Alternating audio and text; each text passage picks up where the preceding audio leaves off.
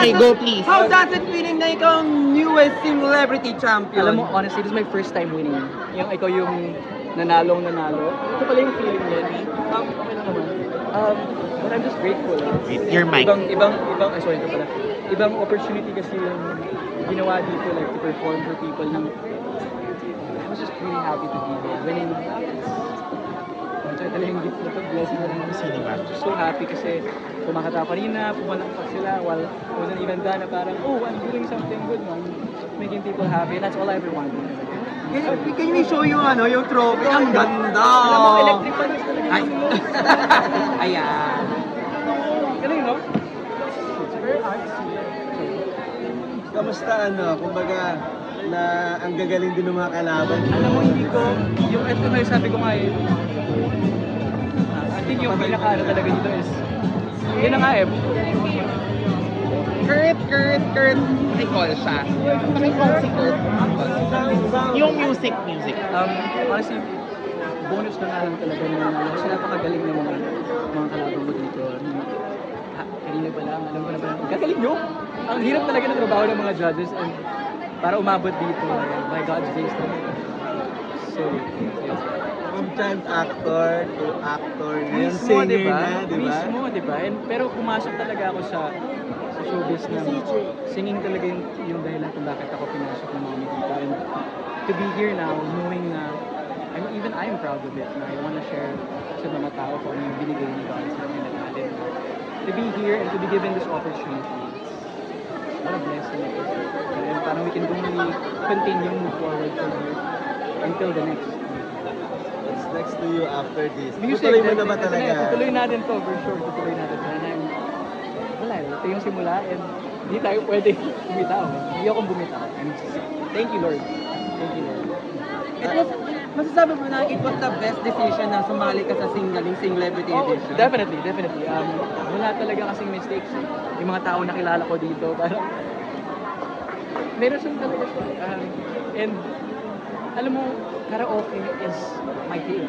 Yun yung bonding namin yun ng family ko, ng mommy ko. To be able to share that, kung gaano ako kahilig mag-karaoke, ang saya ko lang.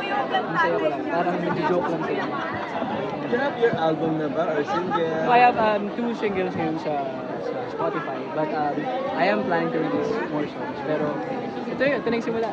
You will see me soon. What is the song of your life now? The song of my life, ito yun. The Warrior is a Child. This is the song of my life. Ito talaga yung going back to that. Yung Warrior na yun is that child actor. So yun. And gusto kong kaya magpatid yung isip ko niya, just want him to be proud of me. And gusto mo yakapin yung batang ikaw. Ito na yung yakap ko sa kanya. So, ayun. Any dream collaboration? If given a Dream chance? collaboration. Actually, ako sabi ko si Sir Ariel Rivera. Pagkatapos sabi ko, Sir Ariel, gusto kong i-revive yung mga kanta mo. Makikita natin kung may magbubungan yung pag-uusap tayo. But, marami pa. Sir Ariel natin. Pero, a good actor di ba? Are you planning to... Yes.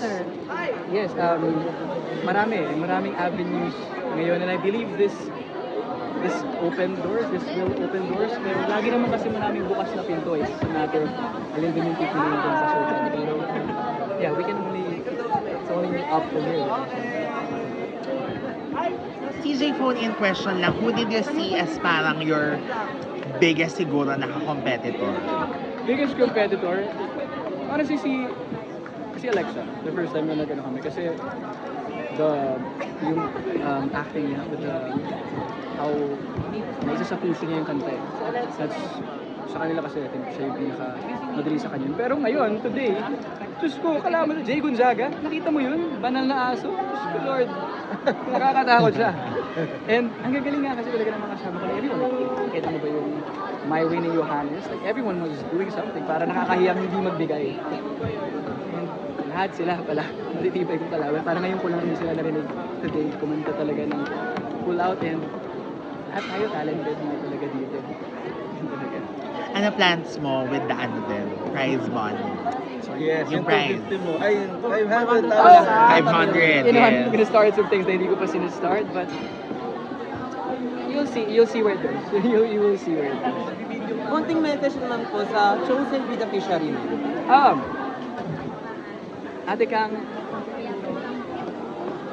may rason eh. Nung araw na wala akong maisip. Hindi kasi ako, hindi ako madalas bumisita sa mga orphanage institutions. But, yung moment na sinabi sa akin, meron ka, sino gusto mong be the fishery? Siya yung naisip ko eh. Siguro kasi I would see her, I don't want people feeling alone. Yun naman, parang isa sa mga feeling ko na alone talaga. Oh, of course, sa iba, marami silang mas matutulungan kung sa institution na mabibigay. But may rason to, I'm sure may pupuntahan din marami to. You never know.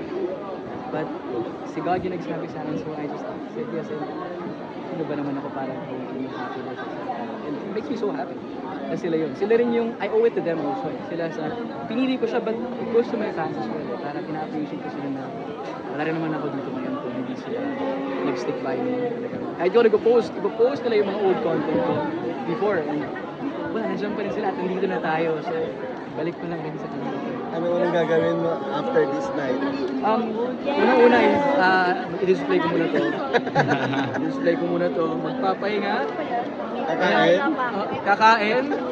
Siguro, hindi ako magpapabaya. Pero, medyo nagdisiplina ako ng sarili ko para sa harapin ito. Kasi I wanna make people happy. Ayokong dumating dito ng paos or pagod. Gusto ko marami akong mabubuga para sa mga tao. And ngayon, pahinga naman ako. Okay tayo. Thank you Lord Jesus Christ. Pahinga muna. Ayun. Anong lesson na natutunan mo dito sa journey mo sa Singgaling? So many. I can't even begin. I don't know where to start kung ano lesson. But itong moment na to actually, napakalaking lesson ito eh. You always have to listen. Whatever your heart is telling you. I think that's the biggest lesson.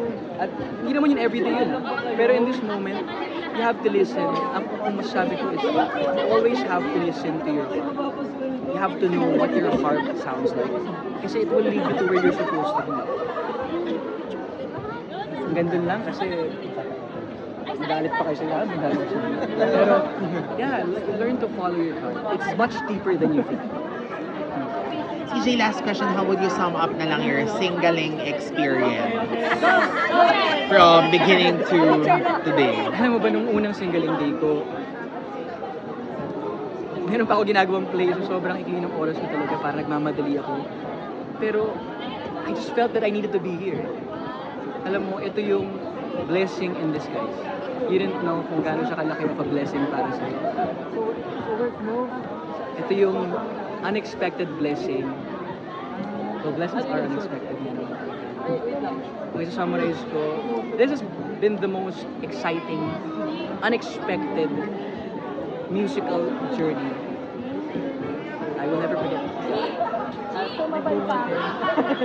Thank you. Thank you so much,